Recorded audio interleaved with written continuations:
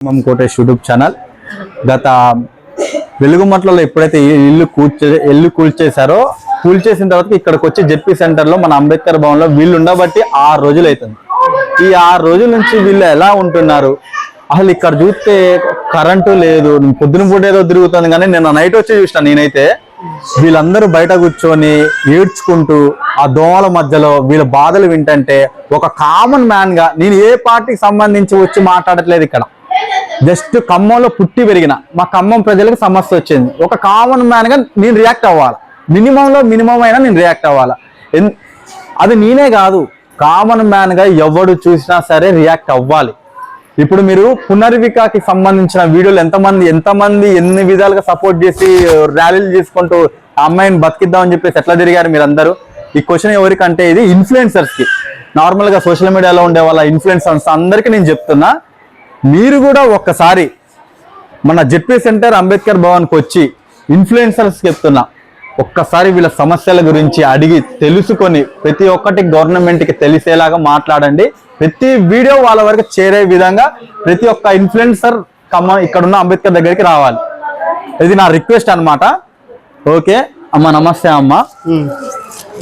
అసలు మీరు అక్క వెలుగుమట్లలో కూల్చేసిన తర్వాత మీ పరిస్థితి ఏంటి? ఇక్కడికి వచ్చిన తర్వాత మీరు ఇంటి దగ్గర ఉన్నంత హ్యాపీగా మీరు ఉండరన్న విషయం నాకు తెలుసు, కానీ ఏం జరుగుతుంది ఇక్కడ? ఈ 6 రోజులు మీకు ఫుడ్ ఎలాగా, మీరు స్నానాలు ఎలాగా, బాత్రూమ్స్కి ఎట్లా, అసలు ఏం జరుగుతుంది? నైట్లు ఎలా పడుకుంటున్నారు, ఏమేం జరుగుతుంది మొత్తం చెప్పండి అమ్మ ఒకసారి. సార్, మేము ఇన్ని రోజులు గుడిసేసుకున్నా, రేకులు వేసుకున్నా, ఒక ముద్ద తినకుండా ప్రశాంతంగా పండుకున్నాం.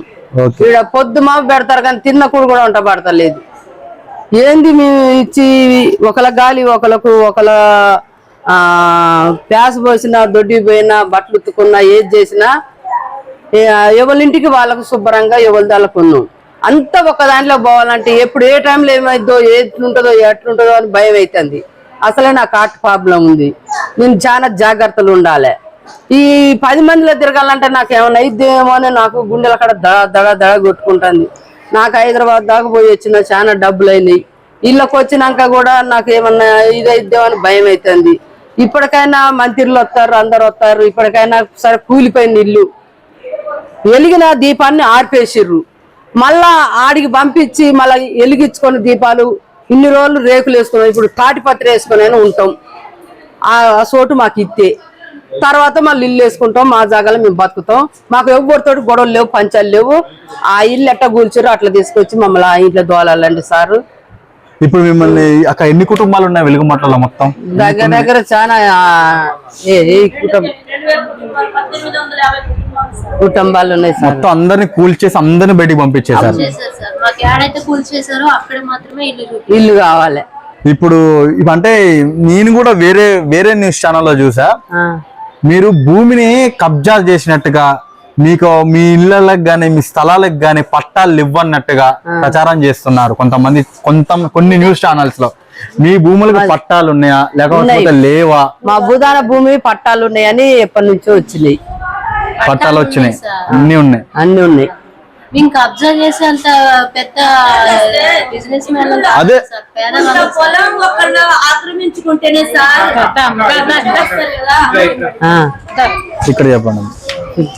కుంట భూమి ఎవరన్నా మంచం తీసుకొని వెళ్తేనే ఎమ్మటే నా మంచం అని ఎగబడతారు కదా.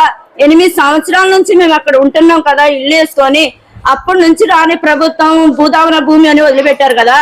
ఇప్పుడు రాజకీయం మన చేతులకు, అధికారం మన చేతిలోకి వచ్చిందని అమ్మటే గుంజుకుంటే సరిపోదు కదా. మంచం కాడే కొట్లాడుకుంటాం మేము. అలాంటిది 60 ఎకరాల పొలం కోసం ఎవరు రారా సార్? 8 సంవత్సరాల నుంచి ఉంటున్నాం. ఇప్పుడు రాజకీయం చేతిలోకి వచ్చిందని ఇంతమందిని అన్యాయం చేస్తారా? ఇక్కడ ఇప్పుడు మీకు ప్రాబ్లం సాల్వ్ కావాలంటే మీకు ఏం కావాలి? ఎవరైతే ఇక్కడికి వచ్చి మీకు ఏం చెప్తే అప్పుడు మీరు ఈ స్థలాన్ని వదిలిపెట్టి వెళ్తారు.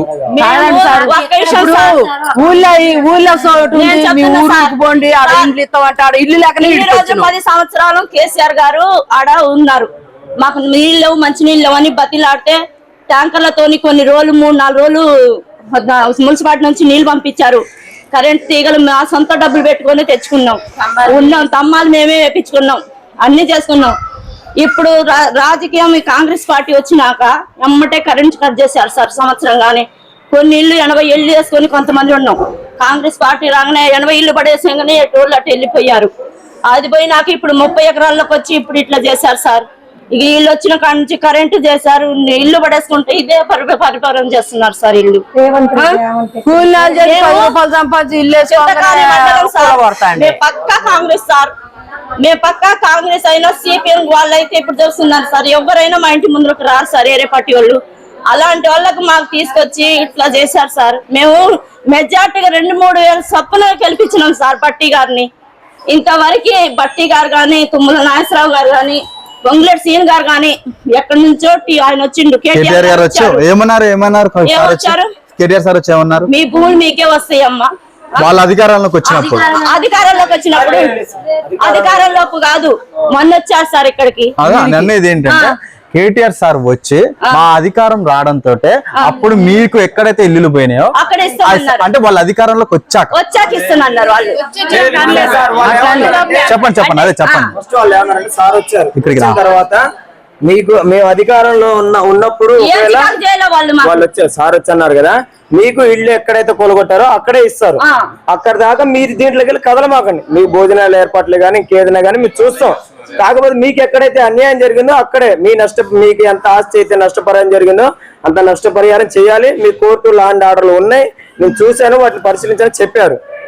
ఒకవేళ మీ ఇల్లులు అయితే ఇప్పటిదాకా వాళ్ళు అక్కడే జాగాలు ఇచ్చారనుకో, మీరు మళ్ళీ అదే గుర్తులు వేసుకుని బతికితే మన ప్రభుత్వం వచ్చినప్పుడు డబుల్ బెడ్రూమ్ కట్టి గృహ ఓపెనింగ్ చేపిస్తామని చెప్పారు, గృహప్రవేశం చేపిస్తామని చెప్పారు.